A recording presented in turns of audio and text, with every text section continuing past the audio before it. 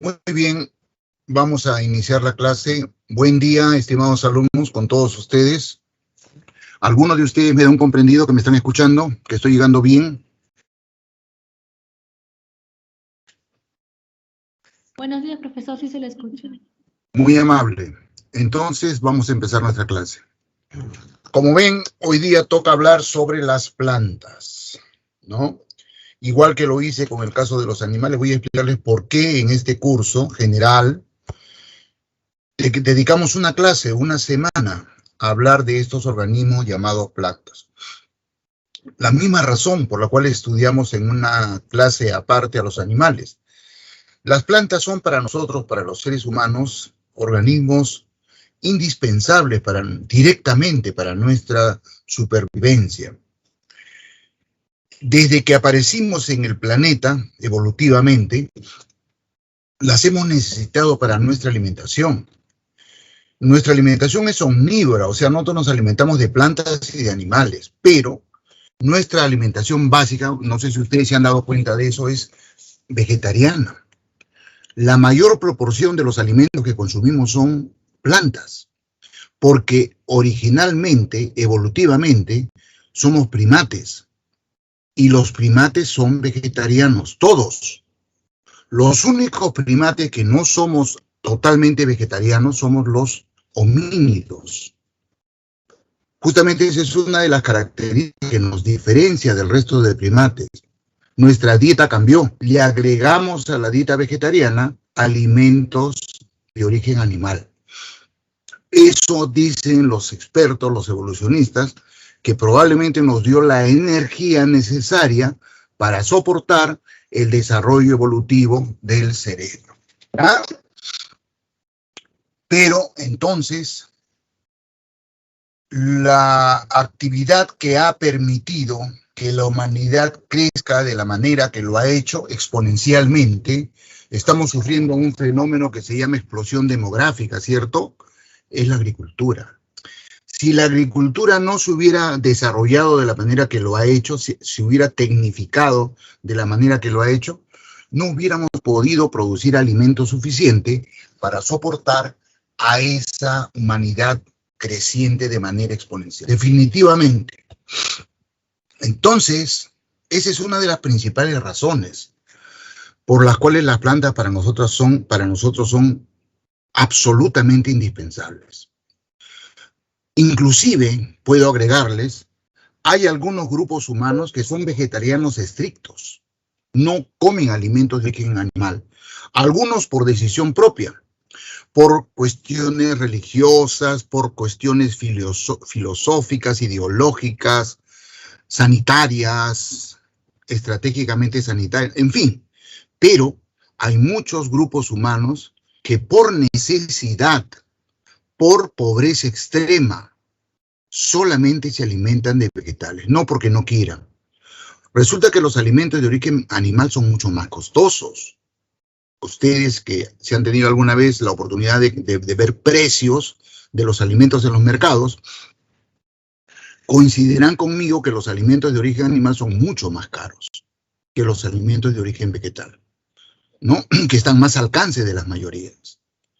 En nuestro país hay grupos humanos de peruanos que se alimentan vegetarianamente, no porque quieran, sino porque no les queda otra.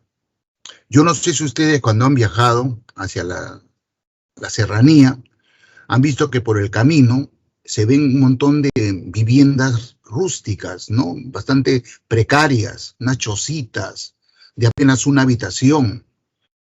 Tienen techo de paja o de adobe, de barro, de ramas. Esas viviendas son de esos pastores nómades, pastores de cabras, de ovejas, ¿no? Gente muy pobre que andan deambulando para pastar a su ganado, ¿no? Que lo comercializan y es una fuente de ingreso que tienen. Esa gente diariamente come alimentos vegetales solamente. Papa, chuño, cancha, maíz, mote, pan, mucho pan. Esa gente se da el lujo de matar un animalito para comerlos ellos, cuando es una festividad, el santo de alguien, festejan algo, solamente ahí. comen alimentos de origen animal. En el Asia, en la India, en el África, en Centroamérica y en el Perú tenemos esa situación. ¿Ya?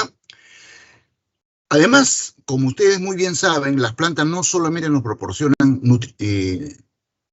nutrimentos, proteínas, carbohidratos, lípidos, minerales, sales minerales, ¿no? Etcétera, vitaminas, no solamente eso. También nos proporcionan muchos productos para diferentes industrias, maderas, fibras, algodón, ¿no? Aceite, resinas, principios activos para usos medicinales. O sea, beneficios enormes. Y encima, estéticos, beneficios estéticos. Una ciudad no es agradable si no tiene jardines, si no tiene áreas verdes. Una residencia no es una residencia si no tiene jardines.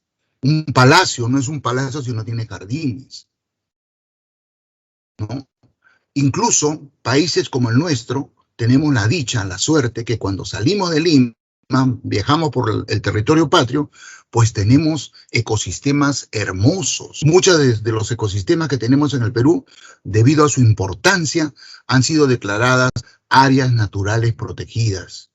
Y podemos disfrutar porque realmente son sitios bellos, hermosos. No tenemos que gastar mucho dinero para alcanzar, llegar a verlos, ¿no? Bueno, entonces, por esa y muchas otras razones, es que este grupo de seres vivos llamados plantas son sumamente importantes para nosotros. Relaciones negativas, ¿se acuerdan que cuando vimos a los animales, dijimos que los animales tienen respecto de nosotros relaciones benéficas, pero también relaciones perjudiciales, ¿no? Algunos animales son peligrosos para nuestra salud, directa o indirectamente. En el caso de las plantas es rarísimo, rarísimo. Hay plantas venenosas, pero nadie te obliga a comer una planta venenosa, ¿no? Plantas que contienen alcaloides, pero nadie te pone una pistola en la cabeza para que tú estés obligado a comer eso. Sin embargo, algunas veces hay accidentes de envenenamiento por consumo de plantas venenosas, ¿no? Y en el caso de los agricultores, ellos, por ejemplo, luchan contra la mala hierba. Cualquier agricultor usa herbicidas para evitar que su campo de cultivo se invada con lo que ellos llaman mala hierba, que son plantas silvestres. Pero en realidad ese es un problema humano, porque las plantas tienden a crecer donde caigan. Los humanos somos los que las hemos restringido, ¿no? Tú no crezcas acá. Acá solamente va a crecer mi maíz, mi trigo, mi cebada, mi frijol. Monocultivos. Eso es algo artificial. La naturaleza tiende a que las áreas geográficas tengan diversidad de plantas, diversidad de animales. Los seres humanos pretendemos que en un campo de cultivo solamente hay una sola planta. En fin, no caprichos de la humanidad. Muy bien, por todas esas razones es que vamos a revisar esta clase a las plantas. ¿Ya? Ok, entonces comenzamos. Características de estos organismos llamados plantas. Pertenecen al reino Plantae.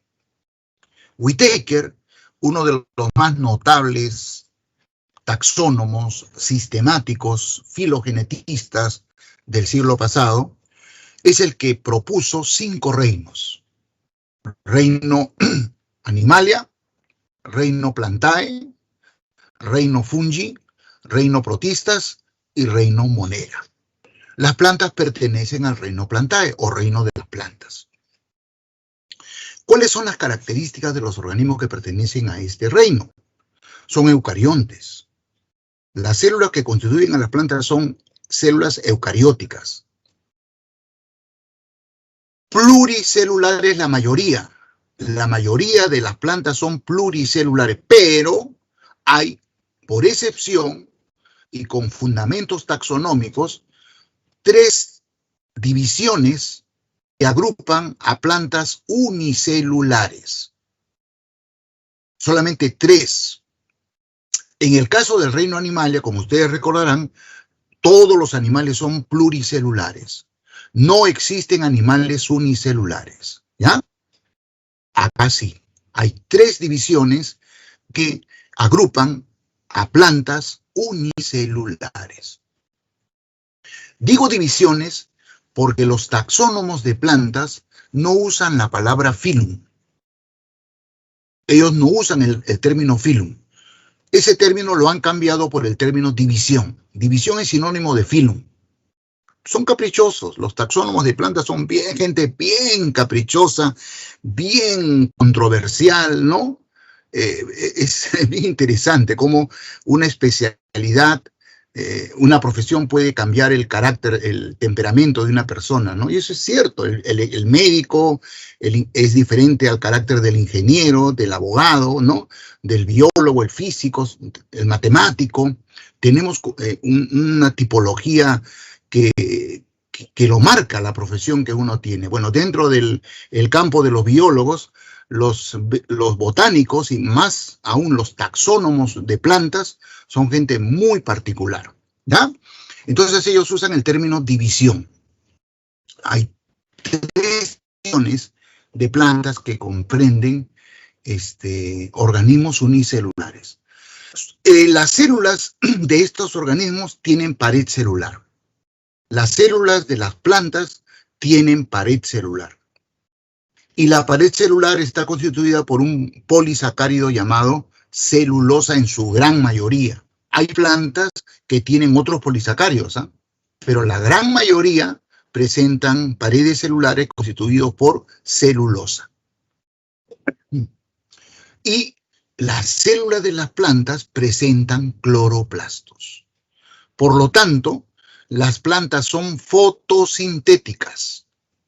Entonces, desde el punto de vista nutricional, las plantas son fotótrofas, autotróficas. Las plantas no necesitan alimentos orgánicos. Las plantas, a partir de alimentos inorgánicos, construyen moléculas orgánicas, aprovechando la energía de la luz solar. Son fotótrofos, autotróficos. Bien, o autótrofos fotosintetizadores, como está escrito ahí en la diapositiva. Son sedentarias, sésiles, no ostentan motilidad como los animales. Esa también es una característica interesante, ¿no? En los animales es una característica que tienen motilidad, y las plantas no. Son sedentarias, sésiles, ¿ya? Y finalmente, una característica muy particular de las plantas es esta última.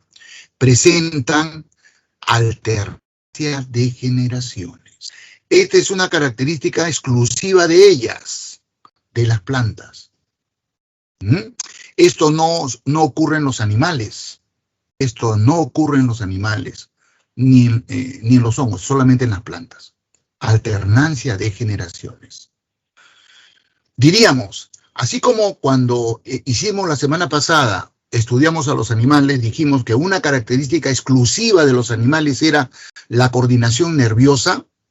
Solamente los animales tienen este mecanismo de coordinación orgánica, el sistema nervioso. Las plantas tienen como característica exclusiva la alternancia de generaciones. Quiero que noten, estimados alumnos, que cuando yo les subrayo, elevando el tono de voz, algunos conceptos, significa que esos conceptos son susceptibles de generar preguntas en los exámenes que les van a tomar. A veces cuando es tan notorio el asunto, yo les digo, este es un tema que va a venir, que puede venir en cualquier pregunta del examen de la pre o del examen de admisión a San Marcos, porque son temas nucleares, ¿ya? Tomen nota de ello, por favor. ¿Qué cosa es la alternancia de generaciones? Eso está representado en este esquema de la derecha. La alternancia de generaciones significa que durante el ciclo vital de una planta, una parte de su vida, la planta tiene células haploides, o sea, N significa con un N número de cromosomas. solamente un juego.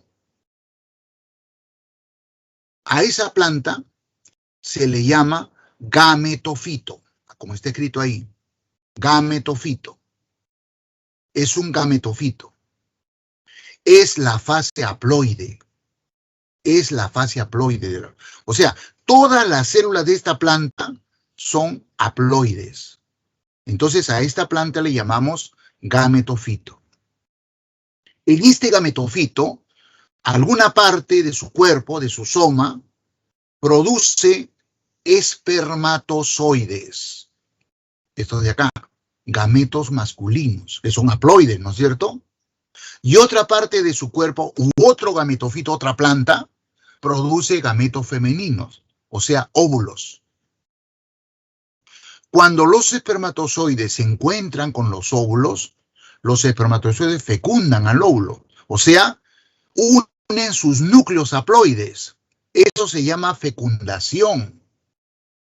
Y la consecuencia de ese fenómeno llamado fecundación es que se produce un cigoto, o sea, una célula que ya no es N. Esta célula es 2N, o sea, diploide. Diploide. El cigoto ya es diploide. Y a partir de este cigoto por mitosis, o sea, se multiplican estas células diploides y constituyen una planta igualita que esta de acá, exactamente igual, solo que acá, en este caso de abajo, rosado, todas las células de esta planta son diploides, 2N. A esta planta, los biólogos, los botánicos, le llamamos esporofitos. Esporofitos. Y esto constituye la fase diploide del ciclo vital de una planta. El esporofito diploide. Este esporofito diploide, algunas de sus células hacen meiosis. Y ustedes a estas alturas del curso ya saben qué ocurre con la meiosis. ¿Se acuerdan? Partiendo de una célula diploide por meiosis, 2 divisiones consecutivas, se producen células haploides. N, que nosotros acá le llamamos esporas haploides. Cada una de estas esporas haploides por mitosis, cada una se multiplica, se prolifera y forma gametofitos. Plantas idénticas a esta rosada de abajo, pero cuyas células son haploides. Ya está la planta en fase haploide de nuevo. No es la misma, no es otra. Es una descendiente. Fase haploide. La cual forma gametos masculinos y femeninos y entonces se cierra el ciclo. A este cambio de gametofito a esporofito y de esporofito a gametofito, o sea, de fase haploide a fase diploide, y de fase diploide vuelve a la fase haploide, le llamamos alternancia de generaciones. Y eso es característico de las plantas. ¿Quedó claro, estimados alumnos?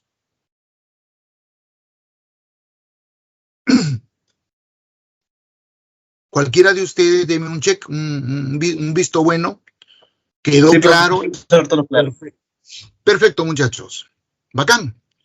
Entonces, esas son las características de las plantas. ¿Ya? No se olviden. Pertenecen al reino Plantae. Son organismos eucariotes. La mayoría pluricelulares. Muy pocas unicelulares. Presentan pared celular y cloroplasto sus células.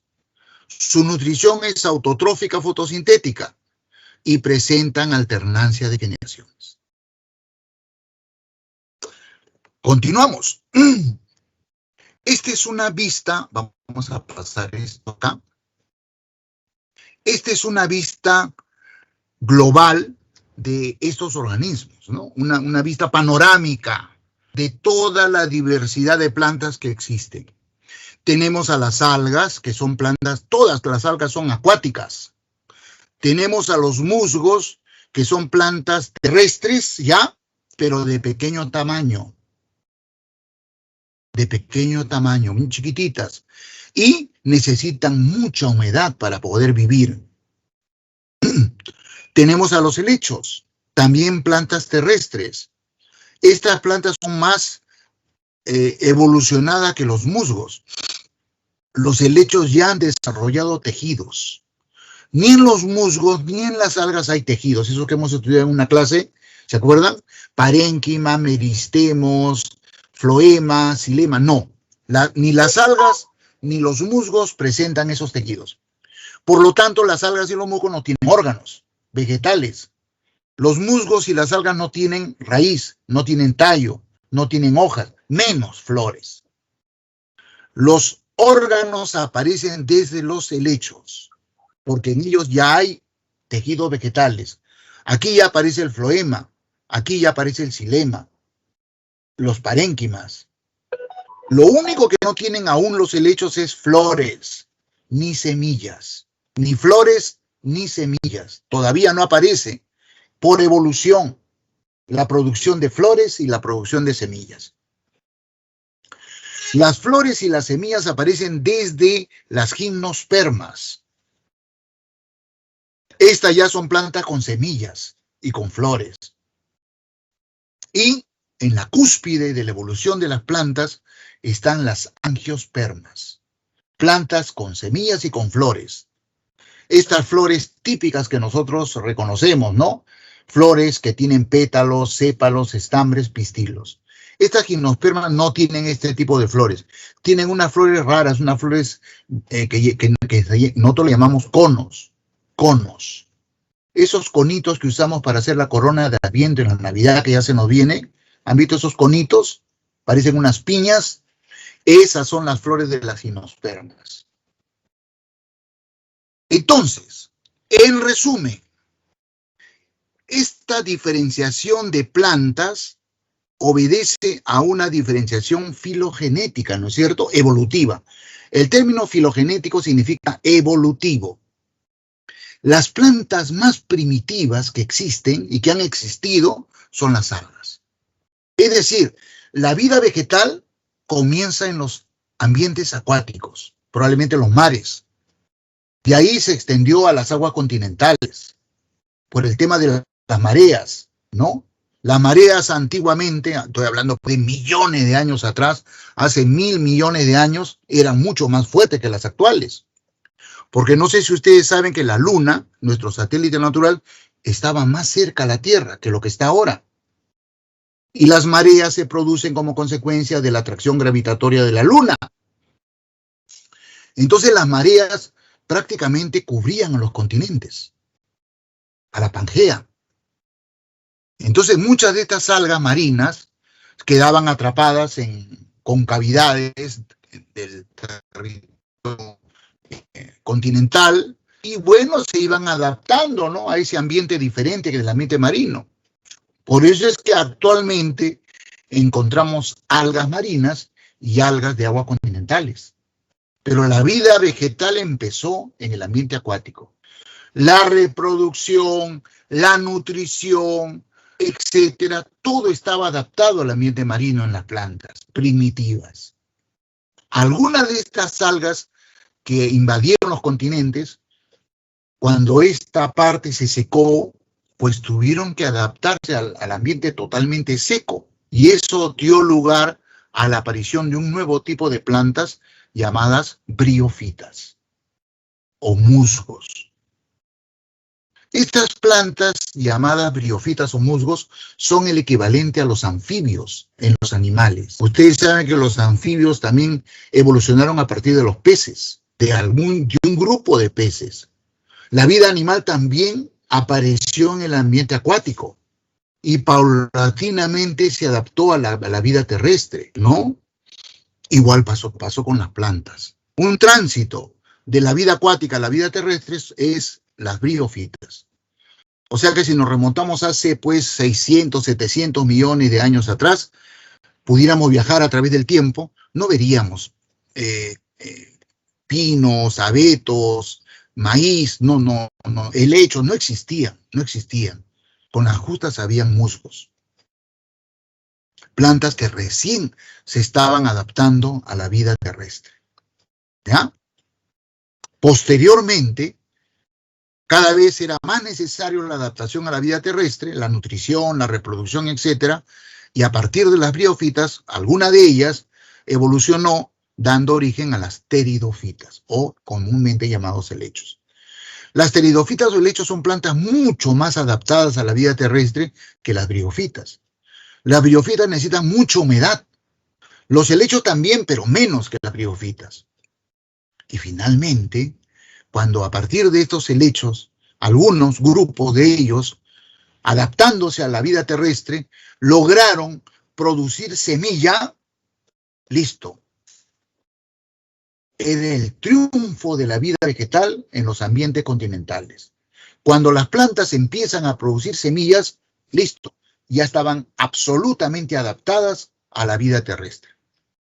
Y ahí aparecen las gimnospermas y posteriormente las angiospermas. Es decir, por esa razón, en resumen, así como nosotros cuando vimos a los animales, diferenciamos a los animales, ¿recuerdan ustedes que les dije eso? En vertebrados e invertebrados. Vertebrados son la minoría, invertebrados son la mayoría de animales. ¿Se acuerdan que les dije eso? Del 100% de especies de animales que existen, el 5% son los vertebrados y el 95% son los invertebrados. Igualmente acá. Las plantas las dividimos en plantas sin semilla y plantas con semillas. Estas últimas, nosotros le llamamos, voy a escribir su nombre.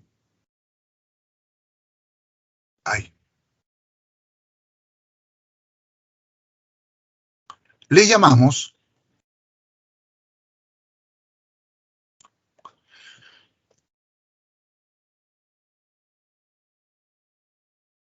fanerógamas. Fanerógamas. Fanerógamas. Y a partir de los helechos,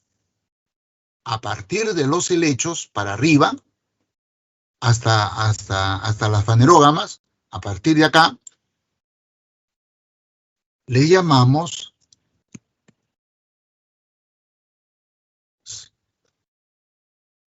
esa palabrita, si se acuerdan, bacán, les va a servir bastante, ¿ya?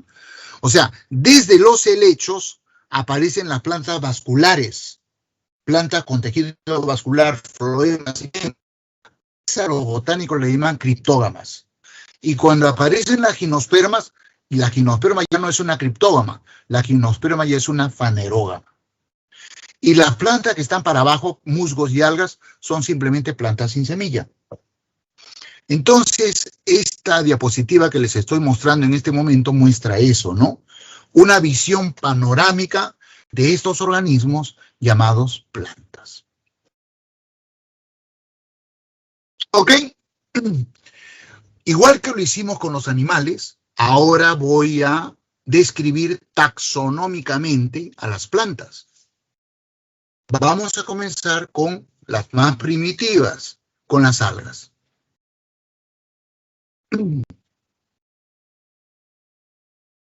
Estamos dentro del grupo de las plantas sin semilla, ¿no es cierto? Comenzamos con las algas.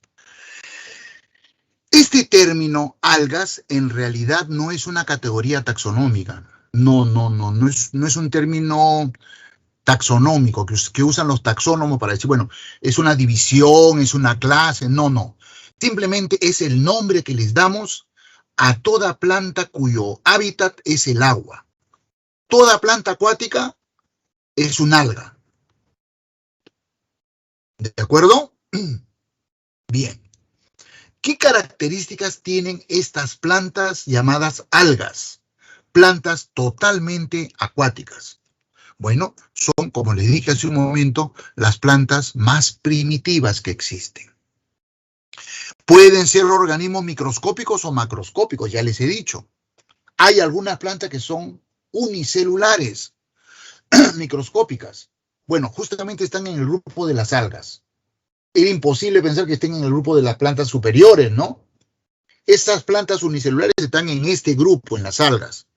Entonces, dentro de las algas hay plantas unicelulares microscópicas y plantas y algas macroscópicas. ¿Ya? Como todas las plantas, por supuesto, tienen cloroplastos. no han llegado a desarrollar tejidos. Son muy primitivas, no tienen tejidos. En ellas aún no ha aparecido el tejido vegetal, los tejidos vegetales. Entonces los botánicos al cuerpo de un alga le dicen talo. El cuerpo no diferenciado en tejidos, los botánicos le llaman talo. ¿Ya? Estas son pues las características generales de estos organismos llamados algas. Acá abajo tenemos la foto de una alga parda, una feofita, o de repente es una rodofita, no. Sí, es una feofita, es una alga parda, ¿ya? Y acá a la derecha tenemos una foto, un esquema de una clorofita, una alga verde. Y esto que está a la derecha nos muestra otra característica de estas plantas llamadas algas. El ciclo, la alternancia de generaciones. En las algas, esa característica que hemos señalado de las plantas, la alternancia de generaciones, es clarísima. Aproximadamente el 50% del ciclo vital de un alga es un gametofito. Y el otro 50% de la vida de un alga es un esporofito. Aquí, en este esquema, tenemos el ciclo vital de una alga verde del género Ulva. Y fíjense, partamos de arriba. Esta alguita verde, esta Ulva, es un esporofito. Claro, no nos damos cuenta, ¿no? Podemos tener la Ulva en la mano, ¿eh? Y ustedes así morfológicamente no pueden, este es un esporofito, tendrían que hacer un corte de esa alga, obtener células, sacarle los cromosomas y contarle cuánto tiene. ¿Tiene N o tiene 2N? Ahí recién se darían cuenta si esa ulva es un esporofito o es un gametofito, ¿ya? No hay diferencia morfológica, pero partamos. Todas las células de esta ulva son diploides, 2N. Por lo tanto, este ejemplar es un esporofito. Ya les conté la historia. En alguna parte de este talo de la ulva, se produce meiosis. Células diploides hacen meiosis y se convierten en esporas haploides, esporas N. Cada espora, producto de la meiosis, tiene N número de cromosomas. Mitad. Cada espora germina, se multiplica por mitosis y a partir de cada espora proliferan las células haploides y se forman talos haploides. Entonces, esta ulva de acá abajo ya no es un esporofito, esta ulva es un gametofito. Es un gametofito, acá hay otro gametofito. Consecuencia de la reproducción de la espora haploide. Estos son gametofitos. Este gametofito desarrolla una estructura que se llama arquegonio, estructura femenina. Ese arquegonio de este gametofito produce óvulos. Este otro gametofito produce una estructura del talo que se llama anteridio. Ese anteridio produce espermatozoides. Los espermatozoides de este gametofito nadan y se meten al arquegonio de este gametofito femenino. Fecundan al óvulo. Acá está la fecundación, el gameto masculino, el espermatozoide, se une al óvulo, se produce la fecundación y se produce el cigoto diploide. Y a partir de este cigoto diploide, por mitosis, por multiplicación, se forma un talo diploide, un esporofito.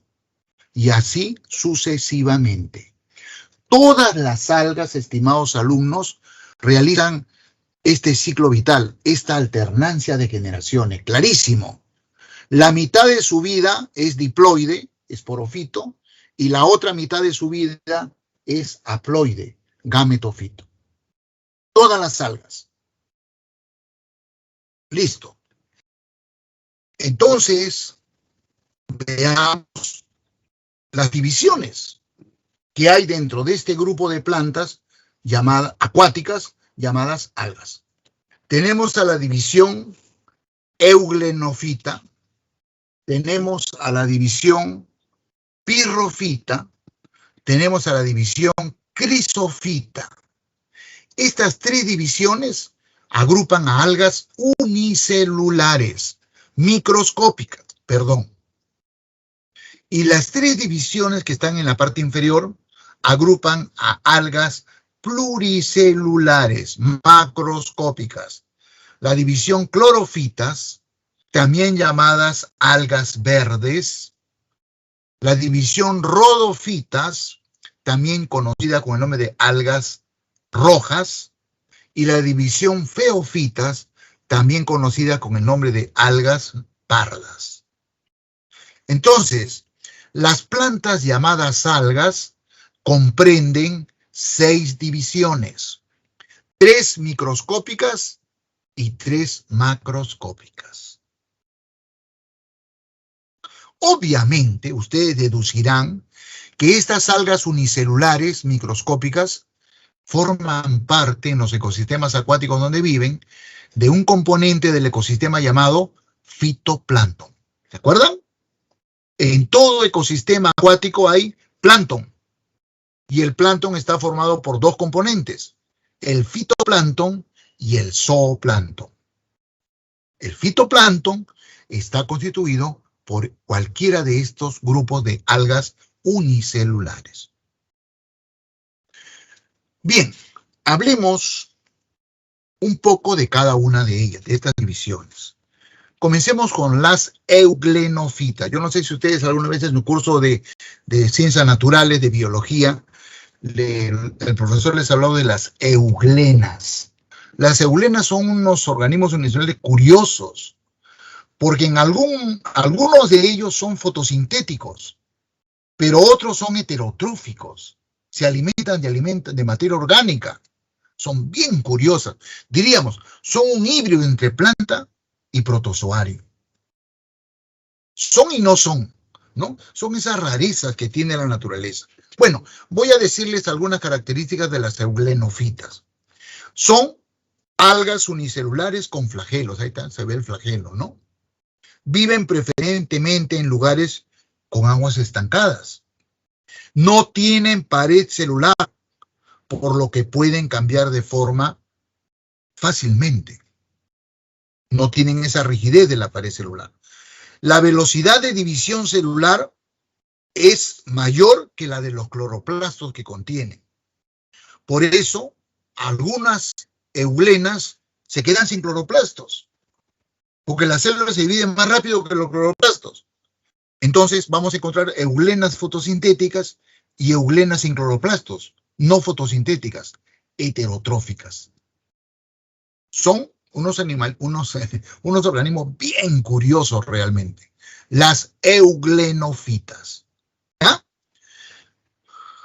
Hablemos ahora algo de esta otra división, división pirrofitas, también conocido como dinoflagelados. A diferencia de las euglenofitas, que son mayormente continentales, viven en aguas continentales, ríos, lagos, etc. Las pirrofitas o dinoflagelados, todas son marinas. Estas solamente se encuentran en los mares. Son unicelulares, pero tienden a vivir formando colonias. Presentan, a diferencia de las euglenofitas, 2 flagelos. Uno largo y otro corto que les sirve para la locomoción. Algunas pirrofitas producen toxinas. Viven muchas de ellas pegadas a los peces. Estas toxinas se acumulan a los peces y a invertebrados como crustáceos, ¿no? Causando, junto a otros organismos que son bacterias, las famosas mareas rojas. ¿Se acuerdan? No sé si ustedes han escuchado hablar de eso, que el mar se enferma para Semana Santa, se tiñe de un color rojizo, ¿no? Esa proliferación de dinoflagelados, de pirrofitas, que producen toxinas, es lo que produce eso que los pescadores, los pobladores del litoral llaman que el mar se enfermó. Y esas toxinas pues matan a los crustáceos, matan a los peces, así que la gente va a la orilla y pesca, pues, ¿no? Captura un montón de pescados, ¿ya? Bueno, esas son pues las pirrofitas. Y finalmente tenemos a las crisofitas, también llamadas diatomeas o algas pardo-doradas. Estas algas también son unicelulares y también como las pirrofitas forman colonias muchas veces, también presentan flagelos, tienen pigmentación amarillo-dorado. Por eso le llamamos algas doradas. Esa pigmentación amarillo-dorada se debe a que tienen carotenos, xantofilas. Aparte de que como tienen cloroplastos, tienen clorofilas, ¿no? Todas estas tienen cloroplastos, así que tienen clorofila. Pero en el caso de las crisofitas, hay también xantofilas, carotenos, que le dan una tonalidad amarillenta. Parecen amarillo dorado, ¿no? Parecen que tuvieran oro, ¿ya? La mayoría forma parte del plancton de agua dulce, pero también existen marinas. O sea, dentro de las crisofitas hay diatomeas marinas y diatomeas de aguas continentales. Presentan unos caparazones constituidos por sílice, caparazones silíceos, que como ustedes ven en esta fotografía, porque esta es una fotografía, le dan formas muy caprichosas, ¿no? Fíjense ustedes, hay triángulos, círculos, triángulos hendidos, ¿no? Alargados, formas caprichosas. Realmente nosotros cuando llevábamos un curso, Botánica 1 creo, nos llevaban al campo, tomábamos muestras de aguas, llevábamos esas aguas al laboratorio y veíamos al microscopio a las diatomeas. Era bien entretenido ver la variedad de formas que tienen, ¿no? Bueno, cuando estas algas unicelulares mueren, sus caparazones silíceos caen al fondo de los sedimentos del mar o del ambiente acuático donde viven y forman la diatomita o tierra de diatomeas, que tiene ese color blanquecino que nosotros le llamamos yeso, ¿ya? Que se utiliza como material aislante, como base para cosméticos y para el pulimento. Estas son pues las tres divisiones de algas unicelulares: eulenofitas, pirrofitas y crisofitas. Vamos a ver ahora las algas pluricelulares. Comencemos con las clorofitas. El color verde que tienen estas algas se debe a que el pigmento predominante es la clorofila. La mayor parte de especies de clorofitas son de agua dulce, pero hay clorofitas marinas también, ¿no? Actualmente se conocen cerca de 8.200 especies de clorofitas. Una de ellas es la que vimos anteriormente, la ulva, ¿no? ¿Ya? Bien, son sumamente importantes porque sirven de alimento a los organismos vegetarianos que habitan los ecosistemas acuáticos, ¿no? Crustáceos, peces, etc. Luego hablaré un tema adicional respecto a estas algas, a las clorofitas. Lo dejamos ahí. Vamos a la división rodofita, o también llamadas algas rojas.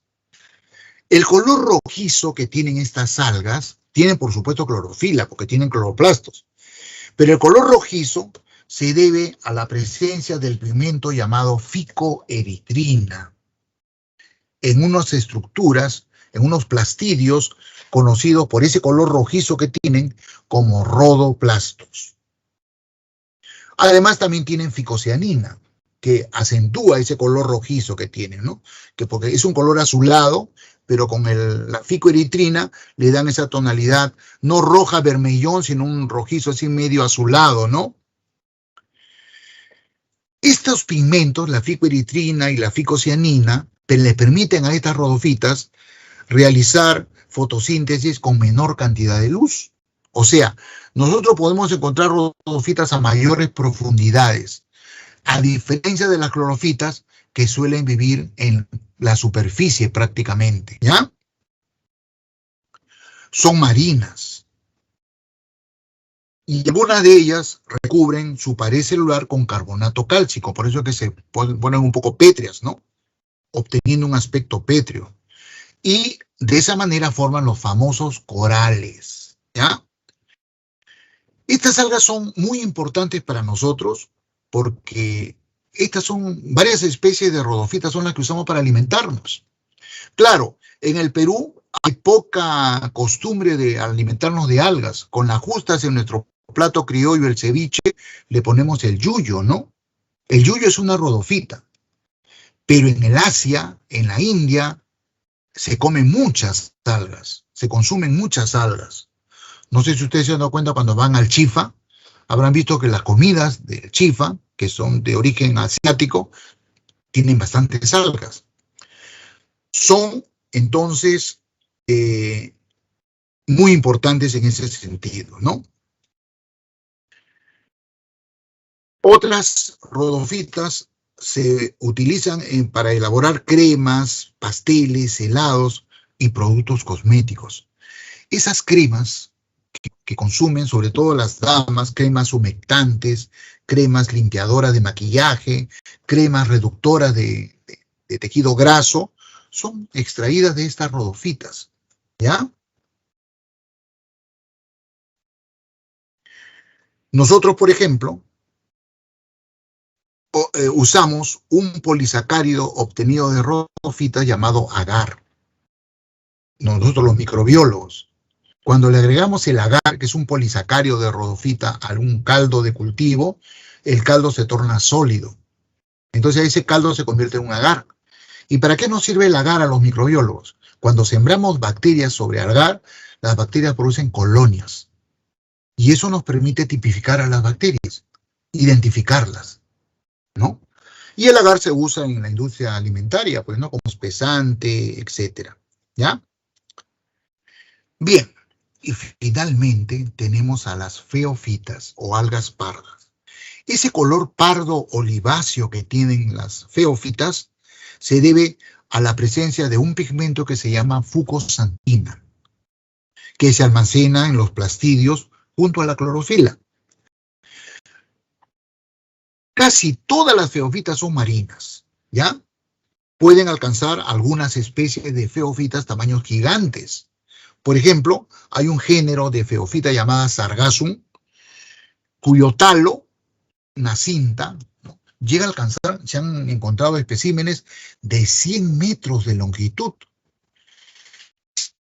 Es el tamaño de las viviendas humanas, las ciudades de nosotros. Y estas son las algas, pues, que a veces están en las playas, ¿no? Es una playa y hay una cinta marrón que se enreda en nuestras piernas. Son feofitas. Igual que las rodofitas, las feofitas también producen un montón de productos que son utilizados en la industria cosmética, en la industria alimentaria, en la industria farmacéutica, ¿no? Yo recuerdo un grupo de investigación de San Marcos que trabajaba con estas algas, buscando un polisacárido que se llamaba carragenina o carragenanos, ¿no?, que se aplicaban en la fabricación de pastillas, de píldoras, etcétera. Son muy útiles industrialmente. Finalmente, las algas en general son plantas primitivas, lo hemos dicho, pero de todas ellas, las más evolucionadas son las feofitas. Los talos de las feofitas han adquirido adaptaciones que les permiten vivir perfectamente en los ecosistemas acuáticos. Viven en superficie flotando, pero también hay algunas feofitas que viven en los sedimentos. El talo de una feofita ha desarrollado, por ejemplo, formaciones que se parecen a las hojas de las plantas terrestres. Los ficólogos, así se llaman los botánicos que estudian algas, ficología es la rama de la botánica que estudia algas. Los ficólogos le llaman a esos talitos de estas feofitas que parecen hojas cauloides. Cauloides. Esos cauloides son soportados por otro talo que tiene la forma de un tallito. A eso le llaman, discúlpenme, la hojita se llama filoide. Los ficólogos a las hojitas, a los talos que parecen hojitas le llaman filoide. Al talito que parece un tallo le llaman cauloide. Cauloide viene de de canal, ¿no es cierto? Cauloide. Y un talo que sostiene al cauloide y al filoide, que está enterrado en el sedimento como si fuera una raíz, le llaman rizoides. Rizoides. Es decir, las feofitas en los ecosistemas acuáticos se parecen mucho a las plantas terrestres. Parece que tuvieran hojas, parece que tuvieran tallo, pero no lo son, porque las algas no han formado tejidos ni órganos. Forman verdaderos bosques submarinos. Cuando uno bucea, se encuentra con estos bosques, ¿no? Donde viven los peces, los pulpos, los moluscos, los crustáceos se ocultan ahí, ¿no? Bien. Como le dije, finalmente, un comentario sobre las clorofitas. Los filogenetistas, los evolucionistas, creen que estas algas verdes son las que dieron origen a las plantas terrestres. No las rodofitas, no las feofitas, las clorofitas. ¿Y por qué creen eso? Porque hay evidencias. ¿Cuáles? Hay varias, pero yo les voy a mostrar las más saltantes, las más conocidas, las más populares. Número 1. La pared celular de la célula de las clorofitas está formado por celulosa. Las paredes celulares de estas algas rojas y estas algas pardas y de las anteriores está formado por polisacáridos diferentes, no por celulosa. Y ustedes saben que todas las plantas terrestres, sus paredes celulares están formadas por celulosa. Primera evidencia. Segunda, las clorofitas almacenan como sustancia de reserva energética el polisacárido llamado almidón. Ni las rodofitas, ni las feofitas, ni las anteriores producen almidón. Usan otro polisacárido, ya les he dicho, agar, carrageninas, etc. No almidón. Solamente las clorofitas almacenan energía como almidón. Y todas las plantas terrestres hacen lo mismo. Producen almidón como polisacárido de reserva energética. Segunda evidencia. Tercera evidencia. Las clorofilas, que son los pigmentos fotosintéticos, son de una gran variedad. Hay clorofila A, clorofila B, clorofila C, clorofila D. Esas clasificaciones se deben a la longitud de onda que absorbe, de luz que absorbe cada clorofila. ¿Ya? Por eso se la clasifica. Bueno, y ocurre que las clorofilas que están presentes en los cloroplastos de las clorofitas son las mismas clorofilas que están presentes en las plantas terrestres. Las clorofilas de las rodofitas, de las feofitas y de las otras algas son diferentes a las clorofilas que están presentes en las plantas terrestres. Por esa razón y varios otros motivos un poquito más complicados de explicar, los científicos creen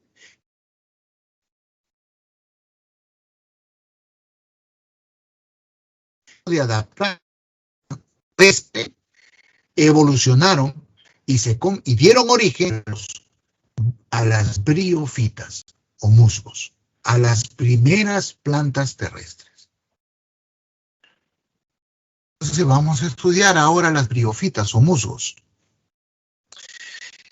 Estas son plantas que todavía no tienen órganos, no tienen tejidos, ¿no?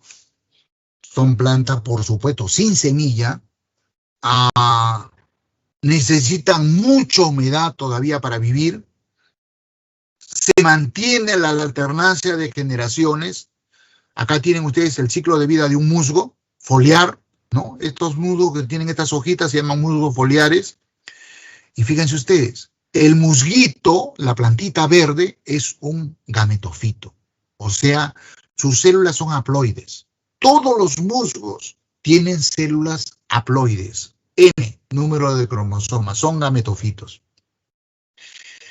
En uno de estos gametofitos se producen espermatozoides. Hay anteridio. En otro se producen óvulos, son arquegonios. Los espermatozoides, por eso es que necesitan humedad, tienen que nadar y meterse al arquegonio. Por eso es que los musgos necesitan humedad.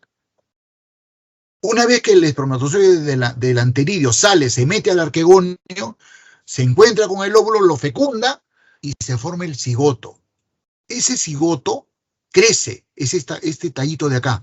Este tallito marrón es el cigoto que está creciendo, diploide. Todas las células de este tallito verde son diploides, 2N. Este tallito que termina en un esporangio, ¿no? Una especie de globito, es el esporofito. La única parte diploide del musgo, este tallito, es el esporofito. Todas las células que están acá son diploides. Dentro de este esporangio se produce meiosis. Por acá está. Meiosis, ¿no? Entonces, caen las esporas haploides. Las esporas son haploides, producto de la meiosis que ocurre acá dentro del esporangio. Caen las esporas haploides y cada espora haploide desarrolla un gametofito, un nuevo musguito. Unos producirán gameto masculino, otros producirán gameto femenino, y así se cierra el ciclo. De manera que, si a ustedes les preguntan, estimados alumnos, ¿cómo se manifiesta la alternancia de generaciones en las briofitas? Su respuesta debe ser: predomina la fase gametofítica. En las briofitas o musgos, la parte del ciclo vital que dura mayor tiempo es la fase gametofítica. El musgo es un gametofito. La fase esporofítica se reduce a la producción del filamento y el esporangio. Solamente el filamento y el esporangio son diploides. La planta siempre es un gametofito. Hace más de 500 millones de años, las únicas plantas terrestres que podríamos encontrar son musgos. No habían helechos, menos criptógamas o fanerógamas. ¿Ya? Los continentes estaban bañados por mucha agua, había mucha humedad, ambiente propicio para la proliferación de estas plantas. Ha avanzado el tiempo, muchas se han extinguido, sin embargo, hoy en día todavía quedan algunas de estas plantas, ¿no? La mayoría de especies de briofitas son de este tipo, foliares, así se llaman estas briofitas. Este es el musguito, vean ustedes esto que está acá abajo. Y esto de acá son los esporangios. A estos musgos se le llaman musgos foliares. Estos musgos foliares agrupan la mayoría de especies. Y hay otra variedad que se llama musgos hepáticas. Lo que pasa es que el talo de los musgos hepáticos se parece un poco a los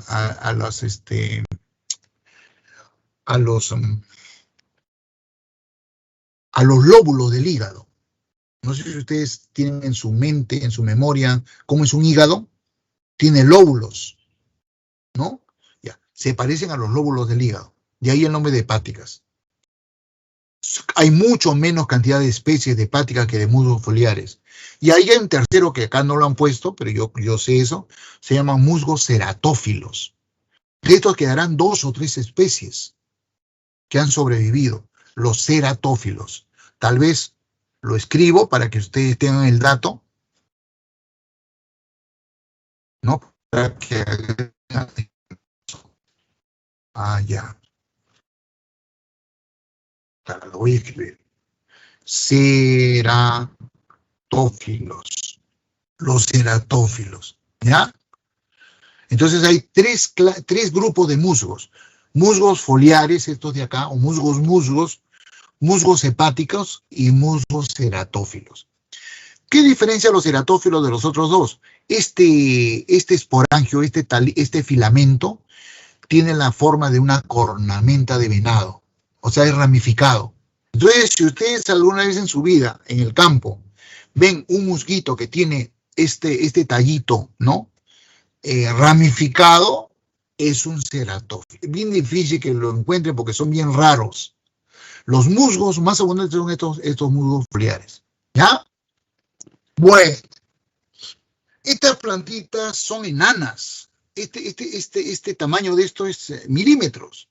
Un musguito mide 2, 3, 4, 5, 6 milímetros.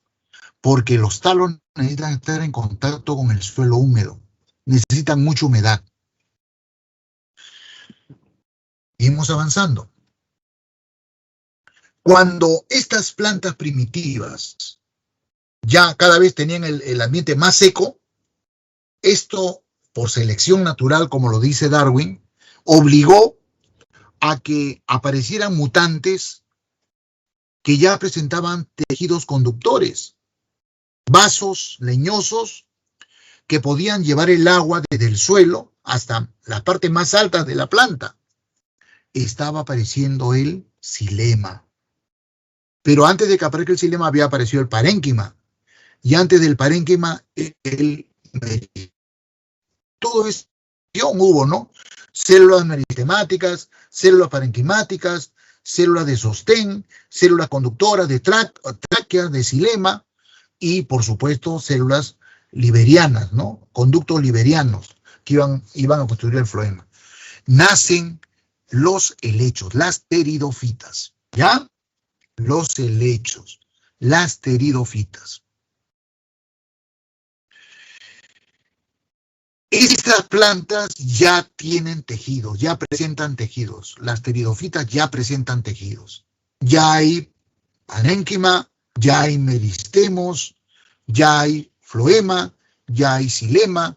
Por lo tanto, estas pteridofitas ya tienen órganos, ya tienen raíces, ya tienen tallos, ya tienen hojas. Lo que no tienen todavía son semillas. No producen semillas, ni flores, por supuesto. ¿Ya? Son las famosas criptógamas. Criptógamas, ¿se acuerdan que les di ese término hace un rato? Son las famosas plantas vasculares criptógamas, sin semillas. ¿Ya? Estas pues habitaron hace, no sé, 200 millones de años, hace 100 millones de años, hace 300 millones, aparecieron. Conforme avanzaba el tiempo se hicieron muy diversas. Algunas eran pequeñas y otras enormes. Muchos helechos fósiles encontrados últimamente nos demuestran que han llegado a alcanzar la altura de los árboles. Era la época de los dinosaurios. Los dinosaurios vegetarianos se alimentaban de estas plantas, de los helechos. ¿Ya? Entonces, pues, han habido una gran variedad de helechos en tiempos pasados, ¿no? Actualmente se sabe que estas pteridofitas no son un grupo monofilético. ¿Qué significa? Un grupo que derivó de una sola línea evolutiva. Muy tempranamente, en el Devónico inferior a medio, ¿no? Hace 400 millones de años, estas plantas terrestres vasculares se separaron en dos líneas evolutivas. Una dio lugar a los licopodios, los izoetes, las selaginelas actuales, que todavía sobreviven, y otra originó todas las demás, los equisetos, o también llamados cola de caballo, los helechos. Estos helechos son la otra línea evolutiva, ¿ya? Diferente a los licopodios, que son las más abundantes. La mayor cantidad de pteridofitas actuales son de este grupo, ¿no? Helechos. Y posteriormente, a partir de esta línea de los helechos, los equisetos, aparecieron las gimnospermas y las angiospermas. Bien. Los helechos presentan todavía alternancia de generaciones, sí. Pero a diferencia de los musgos, en los helechos la alternancia de generaciones, en la alternancia de generaciones de los helechos predomina la fase esporofítica. Esta plantita es un esporofito, diploide, 2N. Los helechos son plantas constituidas por células diploides, 2N, son esporofitos. Esa es pregunta de examen, ¿ah? En cambio, los musgos son plantas haploides, son gametofitos. La única parte del musgo es el tallito, el filamento y el esporangio. El filamento y el esporangio es la única parte diploide del esporofito. La planta, el musgo, es un gametofito. En cambio, el helecho es un esporofito. Yo no sé si ustedes han visto los helechos, se usan como plantas ornamentales, ¿no?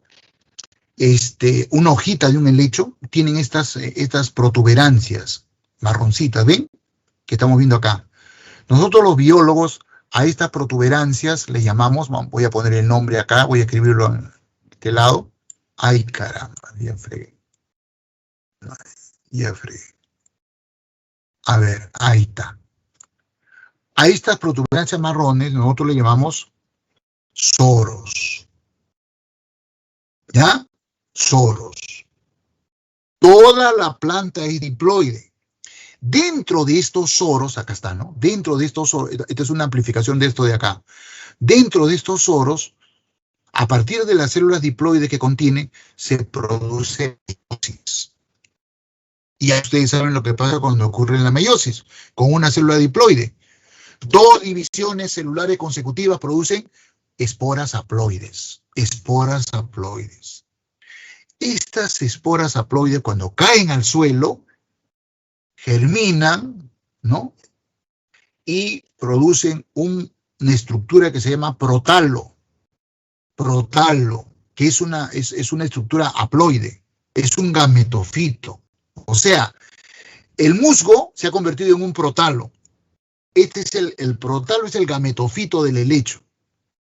Entonces el suelo se llena de protalos. Esto la gente común no lo ve, pues no conoce esta parte de la vida de los helechos. El común de la gente ve a la planta, ¿no? El helecho. Pero no sabe que los helechos producen gametofitos llamados protalos en el suelo, en los ambientes naturales. Bueno, estos protalos, unos producen arquegonios, otro protalo produce anteridios. Los anteridios producen espermatozoides, los arquegonios producen oósferas o huevos. Por eso es que los helechos todavía necesitan algo de agua, algo de humedad, clima húmedo. Los espermatozoides nadan hacia el arquegonio, fecundan a la ósfera, al huevo, y se produce el cigoto. Este cigoto crece y da origen a un nuevo helecho, diploide. En resumen, si a ustedes les preguntan cómo se manifiesta la alternancia de generaciones en un helecho, ustedes dicen, en los helechos, en la alternancia de generaciones, predomina la fase diploide, la fase esporofítica. Esa es la respuesta. Hoy en día, la mayor cantidad de especies sobrevivientes de esas pteridofitas son los helechos. Hay muy pocas especies de licopodios, hay muy pocas especies de equiseno y de otras líneas ya extinguidas por el tiempo. Repito, acá estamos todavía en plantas sin semillas, pero ya son plantas vasculares, criptógamas, sin flores, sin semillas. Y finalmente, no sé hace cuánto tiempo, pero de pronto aparecen estas plantas, que también son vasculares, como los helechos, pero a diferencia de los helechos, estas plantas ya producen flores y por lo tanto semillas. Como les dije hace un rato, la producción de semillas significa el triunfo de la vida vegetal en los ecosistemas terrestres, en las áreas continentales. están absolutamente adaptadas a la vida terrestre. Por supuesto que necesitan agua, pero ya no en la cantidad que la necesitan las algas, o los musgos, o los helechos. Tienen mecanismos para absorber el agua depositada en el suelo a través de las raíces. Estas son las famosas fanerógamas, las plantas fanerógamas, plantas con semillas. En algunos libros también van a encontrar este término. También se les llama espermatofitas. En griego, esperma significa semilla.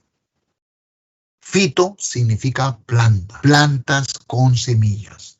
Espermatofitas, angiospermas, plantas con sexo visible, con flores. ¿Ya? Y las anteriores son las criptógamas, fanerógamas, criptógamas. Dentro de las espermatofitas o fanerógamas hay dos divisiones, la división gimnosperma y la división angiosperma. Ambas son plantas con flores y semillas. ¿Cuál es la gran diferencia? En las gimnospermas, las plantas tienen flores, pero sin pistilo. Las flores de las gimnospermas no tienen pistilo, tampoco estambres, ¿ya? Y las semillas están no dentro del fruto, sino al descubierto. Las flores de las gimnospermas son estos conitos que están viendo ustedes acá, fíjense ustedes. En Lima, en muchos jardines, tenemos pinos. El pino es una gimnosperma. Y son dioicas. Las gimnospermas, la mayoría son dioicas. ¿Qué significa dioicas? Una planta tiene conos masculinos, estos de acá, y otra planta tiene conos femeninos, más grandes. O sea, sexo separado. Las gimnospermas son dioicas. Un individuo tiene un sexo, otro individuo tiene otro sexo. ¿Cómo es que se produce la fecundación en estas plantas? El cono masculino, este de acá el chiquito, produce granos de polen. El grano de polen es transportado por el viento, solamente por el viento. El viento arrastra estos granos de polen, los hace volar, y muchos de ellos caen acá en estos conos femeninos, donde está la ósfera, el gametofito femenino, y se produce la fecundación. Entonces la fecundación da como resultado semillas que están acá contenidas en estos carpelos, así se llaman las hojitas de estos conos.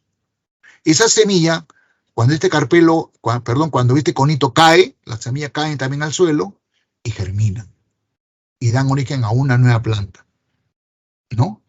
Entonces, la polinización es mediada solamente por el viento. Bien. ¿Hay alternancia de generaciones en las gimnospermas? La respuesta, estimados alumnos, es no. Ya no. La planta es un esporofito. Todas las células de una gimnosperma, acá están el pino, el abeto, el ciprés, la secuoya, ¿no? La araucaria. Todas las células de estas plantas son diploides. La única parte de la planta donde hay células haploides son los órganos sexuales, o sea, los conos. En el cono masculino se van a formar granos de polen. Esa célula es haploide, la única. En el cono femenino se van a formar sacos embrionarios, haploides. Son las únicas células haploides.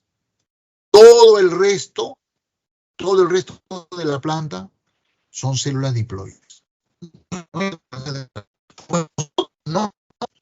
Nosotros también tenemos células haploides, pero ¿dónde están las células haploides que tenemos nosotros? En las gónadas. En el caso de un varón, en los testículos. Todo el resto de nuestro cuerpo es diploide. Nosotros no tenemos alternancia de generaciones. Y en el caso de una mujer, Todas sus células son diploides. ¿Cuál es la única parte, el único órgano de la mujer donde hay células haploides? El ovario. Ahí se producen óvulos que son haploides. Y no se dice que en un ser humano hay alternancia de generaciones. Esto mismo le pasa a las gimnospermas. Prácticamente en ellas ya desapareció la alternancia de generaciones. Y esto que está acá en el esquema es lo que les estoy contando, ¿no? El grano de polen sale del cono masculino, ¿no? Llega al cono femenino, se produce la fecundación, se produce la semilla cae, germina y da origen a una nueva planta, ¿no? A una nueva planta. Bien, finalmente tenemos a la división angiosperma. Estas son las plantas más evolucionadas que existen. Los biólogos sostienen que son el equivalente a los mamíferos, los animales más evolucionados, ¿ya? ¿Cuál es la gran diferencia entre las angiospermas y las gimnospermas? Las flores. En las gimnospermas las flores son estos conitos. En las angiospermas las flores son esas flores típicas que conocemos, que tienen sépalos, que tienen pétalos, que tienen estambres y sobre todo que tienen pistilo. El saco embrionario, que es el gametofito femenino, se produce dentro del pistilo de la flor. En los estambres se producen los granos de polen, que son el gametofito masculino. Las angiospermas, la gran mayoría, el 99.9% de especies de angiospermas son monoicas. ¿Qué significa ser monoico? Hermafroditas. O sea, un individuo tiene los dos sexos. Sexo masculino, los estambres. Sexo femenino, el pistilo. En cambio, las gimnospermas son dioicas. Una planta tiene conos masculinos, otra planta tiene conos femeninos. No hay una planta que tenga conos masculinos y femeninos, no. No son hermafroditas, no son monoicas. Las gimnospermas son dioicas, las angiospermas son monoicas, hermafroditas. Y lo más importante, estimados alumnos, en las angiospermas, la migración del grano de polen de una flor al pistilo de otra flor, de otra planta, lo que se llama polinización cruzada, no lo realiza el viento, sino animales. Estos animales se llaman animales polinizadores. La mayoría son insectos, pero también hay aves pequeñas. Las angiospermas han desarrollado la estrategia de ofrecer a estos animalitos alimento, néctares, o los engañan a través de colores de los pétalos, formas de los pétalos. En ese sentido hay unas plantas que se llaman orquídeas, que tienen unas flores espectaculares, ¿no? Son bien exóticas las flores de las orquídeas. Son famosas, ¿no? Son muy bonitas. Son estrategias desarrolladas. Ese mero hecho, ese simple hecho, esa estrategia para la polinización, ha hecho pues que las angiospermas superen largamente a las gimnospermas. Largamente. Han alcanzado mayor extensión geográfica.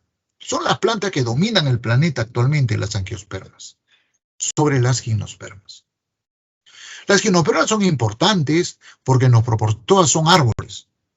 ¿Quiénes son las gimnospermas más famosas? Las coníferas.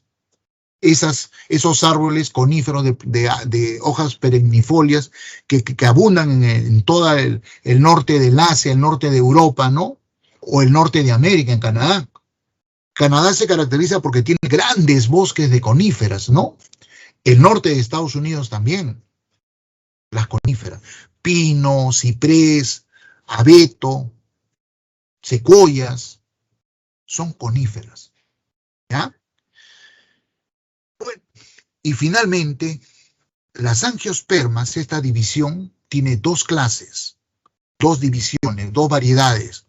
Las monocotiledóneas y las dicotiledóneas. Podemos diferenciarla muy fácilmente, ¿eh? Ustedes pueden hacer una experiencia en casa muy simple y ustedes pueden reconocer una planta cualquiera, que ustedes colecten una planta del campo, cualquiera. Busquen su fruto y encuentren la semilla de esa planta. Yo les pongo un ejemplo. El frijol es una semilla. El maíz es una semilla. ¿Ustedes quieren saber si el frijol es monocotiledónea o dicotiledónea? ¿Quieren saber si el maíz es monocotiledónea o dicotiledónea? Hagan esta experiencia. Coloquen 2 vasos, pueden ser vasos de plástico, para que no usen un vaso de vidrio de plata. Pónganle algodones adentro hasta la mitad del vaso. Échenle agüita, un poco de, no mucha, agüita, para que los algodones estén humedecidos en ambos vasos. Y simple.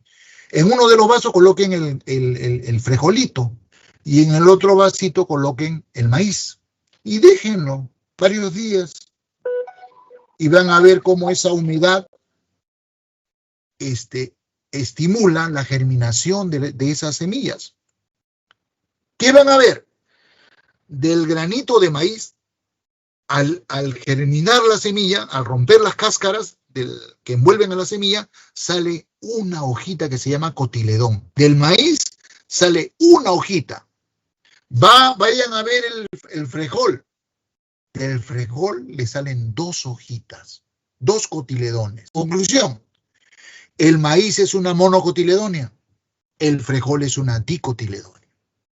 ¿Ya? Esa es una diferencia. No quieren, encuentran complicado conseguir la semilla de las plantas, bueno, agarren las hojas, que son más asequibles. Cuando las hojas tienen esta estructura, nervaduras ramificadas, es una dicotiledonia. Si la hoja tiene nervaduras paralelas así, o este tipo de hojas, es una monocotiledonia. Ya van deduciendo ustedes, ¿no? Las raíces, aunque acá no aparece esa diferencia, la raíz de las dicotiledonias es una raíz central y las otras raíces son laterales, pivotantes. ¿Han visto? Raíz central más grande y las raíces secundarias así, ¿no? Pivotantes, una a cada lado. Esa es una dicotiledonia. Si ven la raíz de una planta y ven que son raíces ramificadas, muy ramificadas, es una monocotiledonia. Cortan el tallo. Si los haces conductores están ordenados, así concéntricamente, esa es una dicotiledonia. Si los haces conductores están totalmente desordenados, es una monocotiledonia. Número de hojas florales, pétalos. En las dicotiledonias son números diferentes de 3 o múltiplos de 3. Pueden ser 4, 5, ¿no? 7, 10. Y en las monocotiledonias parece que supieran matemáticas. 3, 6, 9, 12. 3 o múltiplos de 3.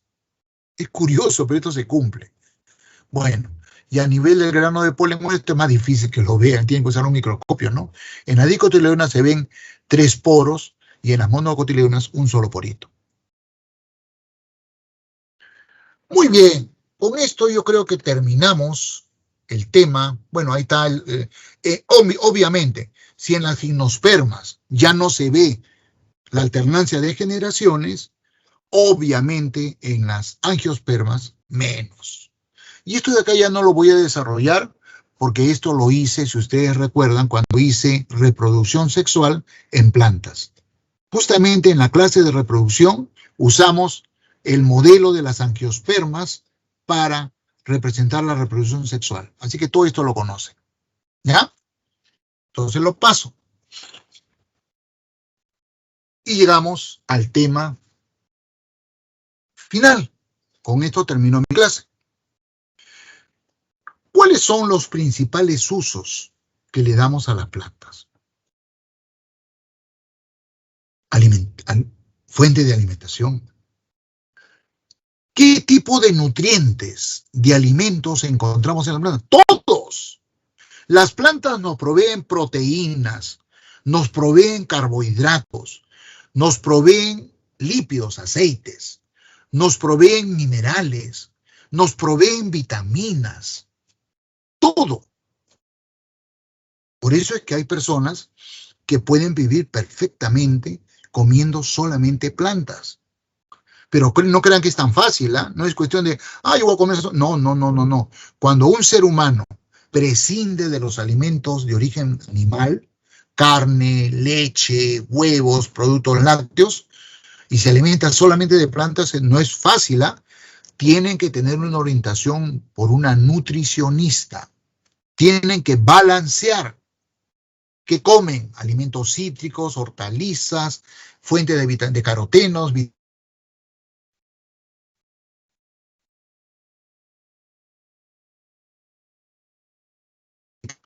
nosotros obtenemos todos los nutrientes.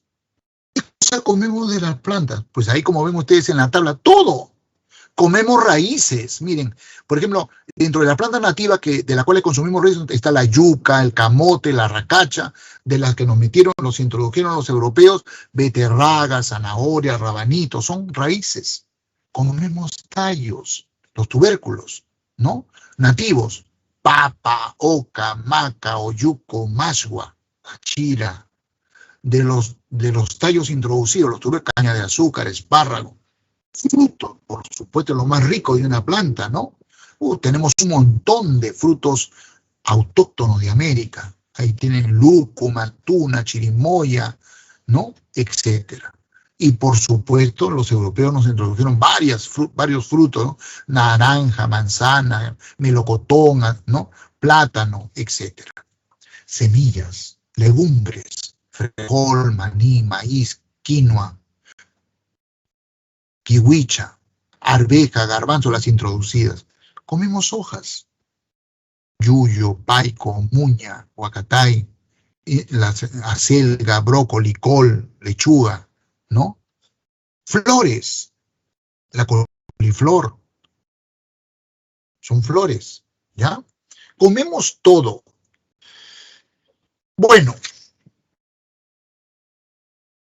las plantas que el hombre cultiva o explota para su alimentación o nutrición se denominan plantas alimenticias. Y hay plantas, en el caso de nosotros, nativas e introducidas, ¿no?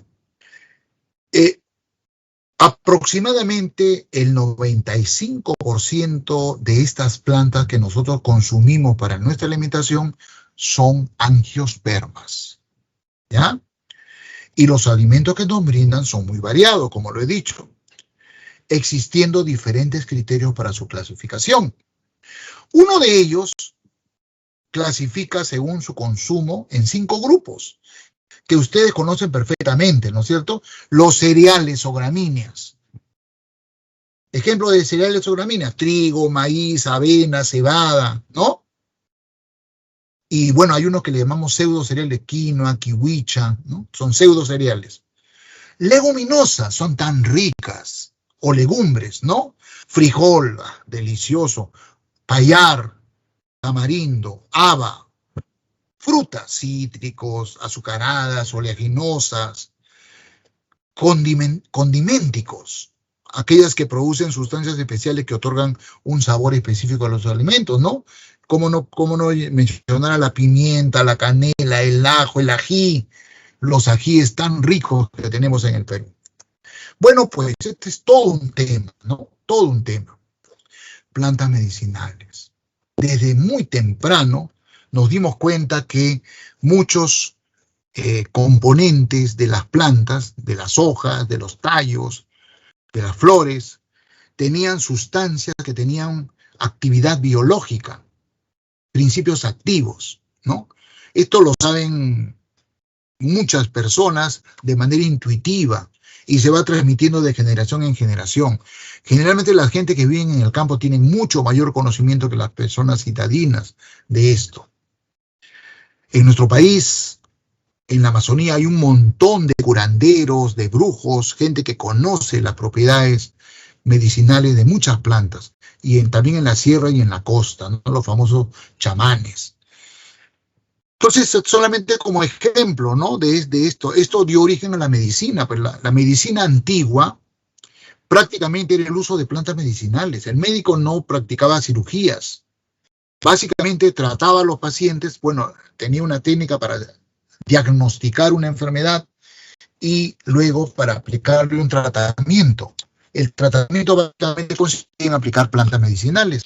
Esto, con el desarrollo de la ciencia y la tecnología, ha ido tecnificándose y ha nacido la industria farmacológica, ¿no?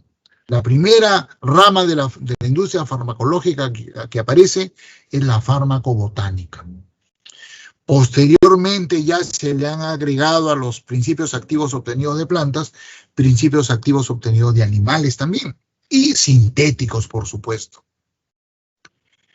Por ejemplo, ¿quién no sabe que la valeriana es una planta excelente como relajante? Solamente que la valeriana es un poquito más difícil de conseguir que una manzanilla, por ejemplo. La manzanilla también tiene propiedades relajantes del sistema nervioso.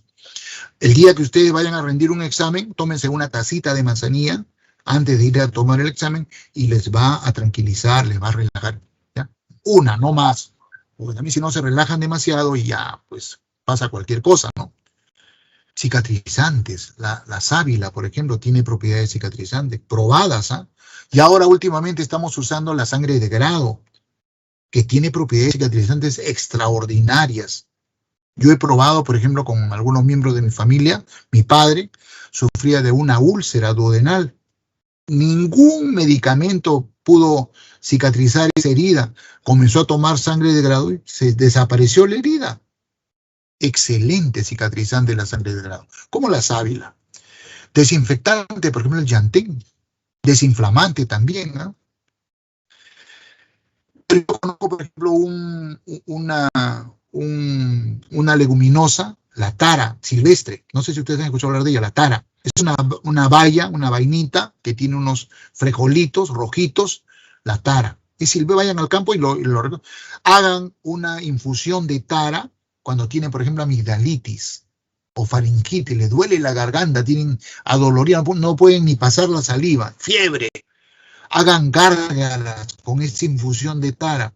Es desinfectante, bactericida. Van a curarse. ¿Ya? Muchas personas mayores somos hipertensas. Yo tengo, por ejemplo, ese problema. Tengo que tomar algunos medicamentos ya de por vida, ¿no? Se me sube la presión. Entonces, por ejemplo, el maracuyá, el maíz morado, son excelentes hipotensores. Y si tenemos el problema al contrario, de personas que son hipotensas, se les baja la presión. El quión es un hipertensor, ¿no? Personas que tienen cólicos a nivel del vientre por los riñones, cálculos renales o cálculos a nivel de la vesícula biliar, son dolorosísimos, ¿no? Bueno, eso se corrige con una cirugía, pero para evitar la cirugía, utilizan esta plantita, la chancapapiedra, que es litolítica, disuelve los cálculos. O yo he probado con la cáscara de la papa. Hagan hervir ustedes cáscara de papa en un poco de agua, para que sea más agradable le ponen un poquito de limón, de azúcar, como una limonada. Tomen eso, la persona que tiene cálculos renales o biliares, y es también litolítica y es bien agradable. Y bueno, estas son antioxidantes, ¿no? La col, el brócoli, etc. Muy bien. ¿Alguna pregunta hasta acá? Plantas de uso industrial. Bueno, aquí en este caso nos sirven no solamente las monocotiledóneas, no solamente las dicotiledóneas, sino también las monocotiledóneas, ¿no? En las monocotiledóneas son muy valoradas sus fibras.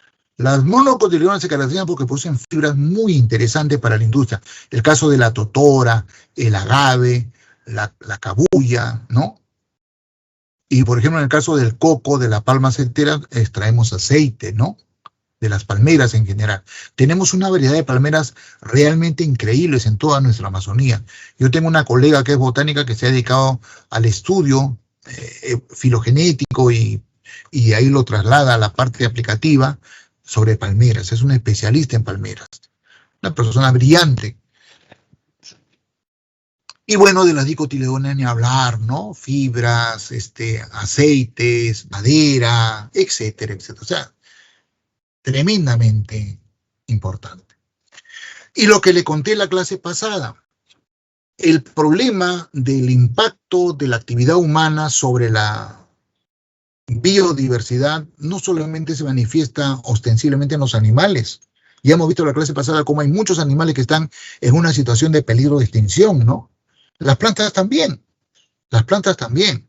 Los mismos factores que afectan a los animales les afectan a las plantas. ¿Se acuerdan lo que les dije? Hay 4 o 5 factores humanos. 4 creo que son. Destrucción del ambiente natural, sobreexplotación, contaminación, movimiento de especies de un lugar al otro, desequilibrio de los ecosistemas, ¿no? Esos mismos factores afectan a la vegetación, ¿ya? Eso ha dado como resultado que hay muchas plantas que están extinguiendo ya o que estén en peligro de extinción.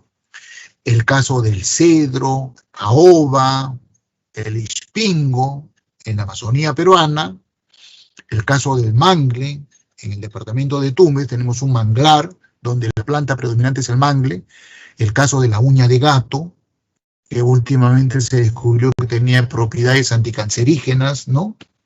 Moduladora de la respuesta inmunológica.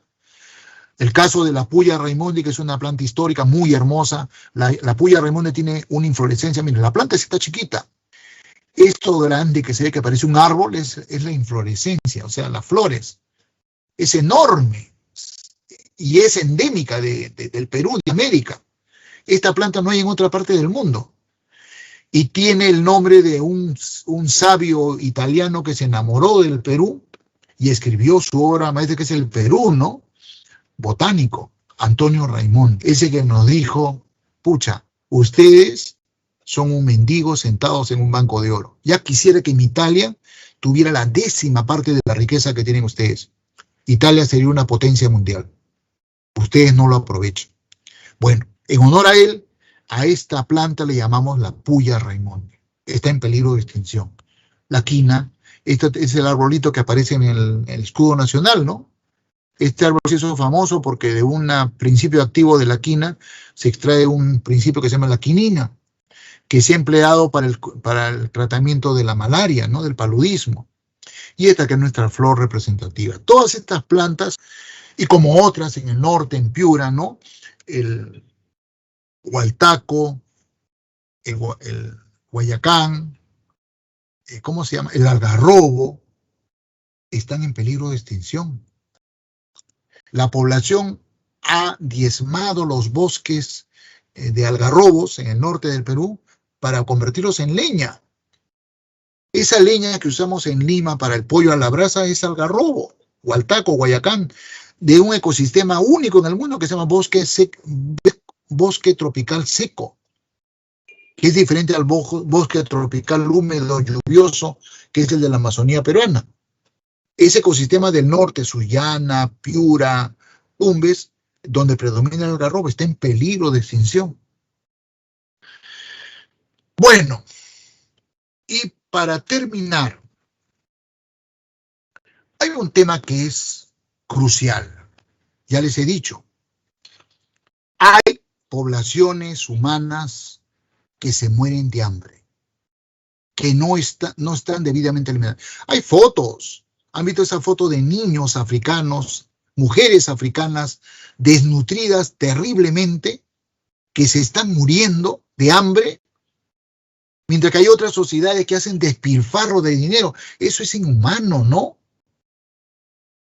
Una sola persona tiene millones y la prensa dice que es maravilloso esta persona, cómo tiene millones, y al otro lado del mundo, del planeta, hay un niño que se está muriendo porque no tiene que comer.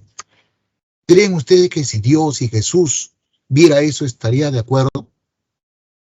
No puede ser. Bueno, es una realidad.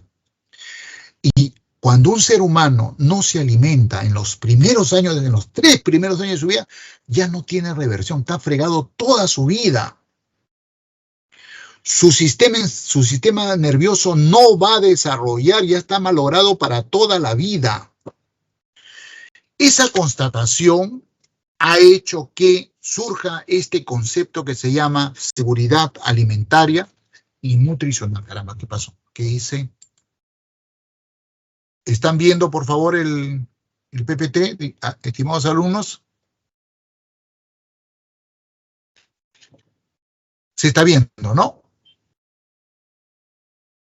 Amelia, dame una ayuda. Se está viendo, ¿no? Bien. Entonces, el concepto de seguridad alimentaria y nutricional surge en la década de los 70 del siglo pasado, basado en la producción y disponibilidad alimentaria a nivel global y nacional. La idea es que no haya más en el mundo ningún grupo que no pueda ser alimentado como debe ser.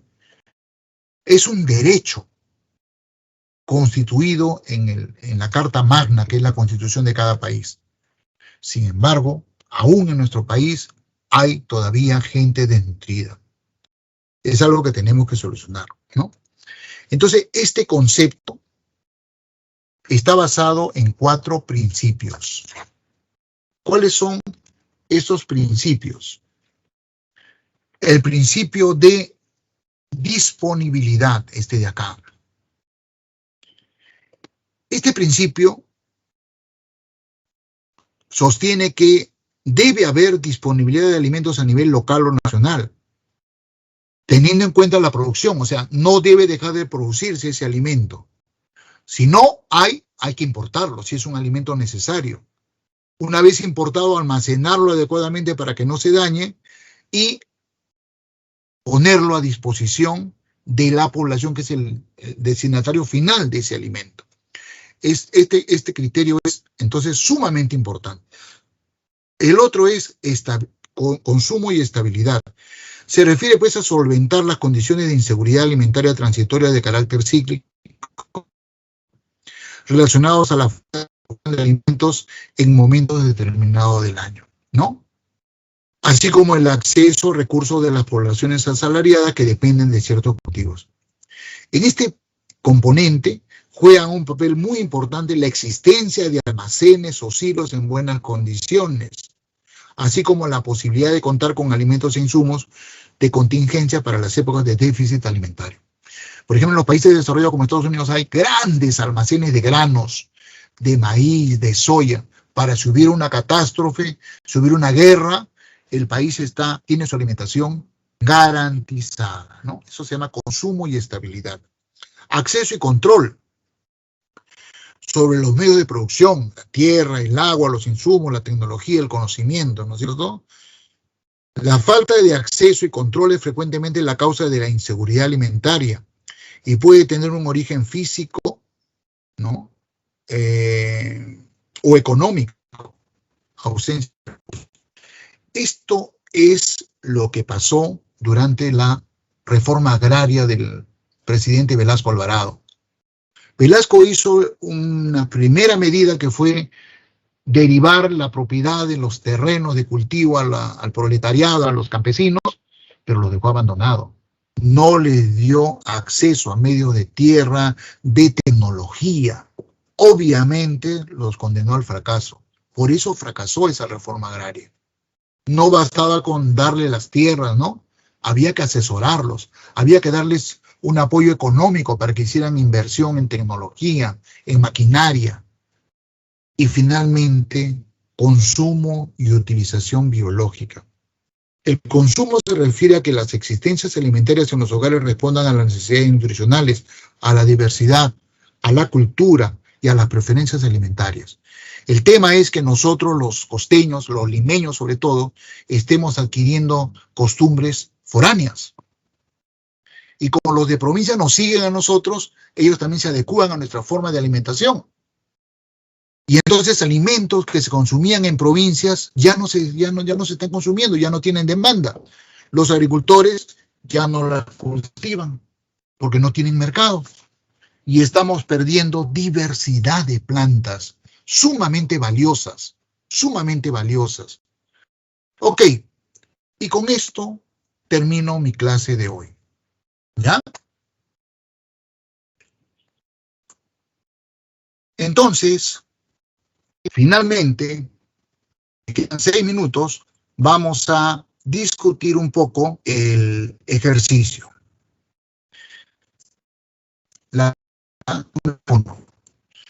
A diferencia de los animales, las plantas a lo largo de su vida alternan entre una etapa diploide y una haploide.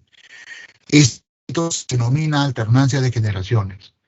Se sabe que la duración de estas etapas durante el ciclo de vida depende de la complejidad de los individuos, siendo la de mayor presencia en los musgos. ¿Cuál les dije a ustedes?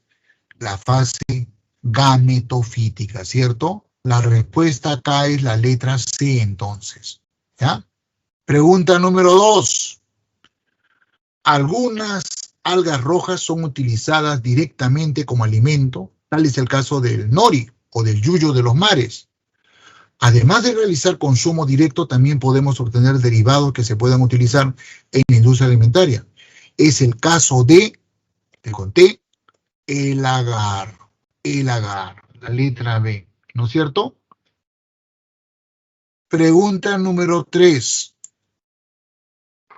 Si bien las algas no tienen un cuerpo definido, es decir, no se diferencian en estructura como sí ocurre en las plantas terrestres, existe un grupo de algas en las que sí se reconocen ciertas estructuras, como el rizoide, el cauloide y el filoide. Estas algas, si ustedes tienen buena memoria, pertenecen a la división feofita, letra D, ¿no? Pregunta número 4. Bueno, acá el 4 se borró. Son organismos unicelulares que presentan una caparazón de sílice de diferentes formas, denominado frústula. Bueno, eso no les dije. Que al morir, sus caparazones se precipitan formando cúmulos en los fondos marinos, conocidos como diatomita. Ya les dieron la respuesta. Diatomita, diatomeas, algas pardo-doradas, crisofitas, diatomeas. Con esa palabrita que les dieron acá, ya les dieron la respuesta, ¿no? Estamos hablando de las diatomeas. Esta pregunta no iría a un examen de ninguna manera, está mal hecha, ¿no? Pregunta número 5. Durante un paseo, Yuriko observó una planta de pequeño tamaño, la que si bien era terrestre, no presentaba estructuras bien definidas. Y algo que le pareció muy interesante fue que esta plantita presentaba una fina capa de agua recubriendo toda su estructura para mantenerse humana. Ni hablar, pues. No se están hablando de los musgos, ¿no es cierto? No se están hablando de los musgos. La respuesta es la letra A. Es un musgo. Ahí está la respuesta, ¿no? Pregunta número 6. Los helechos, a diferencia de los musgos, presentan estructuras diferenciadas. Es decir, ya se distingue en ellos la raíz, el tallo y las hojas. Este grupo de plantas se caracteriza por tener un tallo subterráneo denominado rizoma y un gametofito llamado prótalo. ¿Se acuerdan? ¿No? Entonces la respuesta es la letra C. Ahí está. Pregunta número 7. De manera muy general, a las plantas las podemos separar en criptógamas y fanerógamas. ¿Recuerdan? Dentro de las últimas, o sea, las fanerógamas, encontramos a las angiospermas, las cuales se dividen en dicotiledóneas y monocotiledóneas. Seleccione la alternativa correcta acerca de la diferencia entre estas dos clases. ¿Cuál es, señores, de las 4 que nos están presentando ahí? La última, ¿cierto? Nervaduras paralelas en monocotiledóneas y nervaduras ramificadas en dicotiledóneas. ¿Ya? Ay, caramba, esa es la respuesta. Esa es la respuesta, la letra D. ¿No les he hablado de esto? El ginkgo biloba es actualmente el único representante de las gingofitas, un grupo de gimnospermas, ¿no? Muchos lo consideran un fósil viviente, ¿ya? Esta especie se mantiene en la actualidad gracias a que es cultivada por sus propiedades medicinales. Es un excelente potenciador sexual y en general, biológico. Es una planta dioica, es decir, hay una planta masculina y una femenina. Esta forma una semilla carnosa de mal olor, la femenina, ¿no? Y forma una flor rudimentaria. Se le conoce como árbol cilandrío por la forma característica de sus hojas. Según la descripción realizada de esta especie, se puede decir que pertenece a la división, bueno, pues, gimnosperma. Listo, muchachos. En adelante solamente les voy a dar la clave porque ya no tengo tiempo. En la pregunta número 9, la respuesta es la letra A. En el número 10, la respuesta es la letra D de dedo. La pregunta número 11, C. La pregunta número 12, B. B de bueno. 13, A. 14, C. Y la última, la número 15, A. Muy bien. Estamos ya sobre la hora. Espero que los conceptos que les he dado les hayan quedado claros, que estén claros en esto para que puedan rendir un examen en la parte de biología sin ningún problema. Muchas gracias por la atención, cuídense mucho y nos estamos viendo el próximo jueves.